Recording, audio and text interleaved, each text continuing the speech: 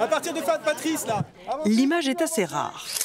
Ce mardi, ce ne sont pas les étudiants, mais les enseignants-chercheurs et personnels administratifs de Rennes 2 qui ont manifesté pour défendre leur université. On a l'impression que ce qui nous arrive, c'est ce qui est arrivé à l'hôpital public, clairement.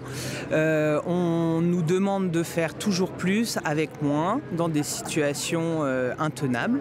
C'est malheureux pour les personnels qu'on voit en état de souffrance, c'est malheureux pour les étudiants aussi. Là, on a vraiment l'impression que le bateau est cool.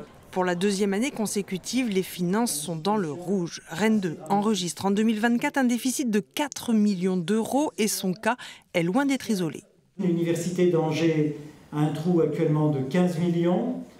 L'université de Lorraine a un trou de 18 millions. La faute à l'inflation, mais surtout aux revalorisations salariales imposées mais non compensées par le ministère de l'Enseignement supérieur. Jusqu'à présent, c'était le principe décideur-payeur.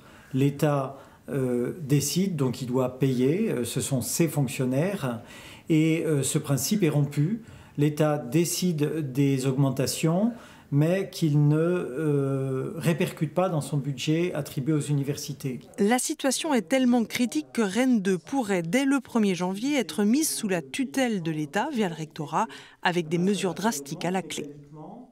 Ce qui risque d'arriver, c'est qu'on ferme des formations que les étudiants ne pourront plus suivre, qu'on ne renouvelle pas de postes alors que les personnels sont déjà en nombre très insuffisant pour assurer les missions de l'université. Donc c'est le service public d'enseignement supérieur et de recherche qui est clairement en grande difficulté.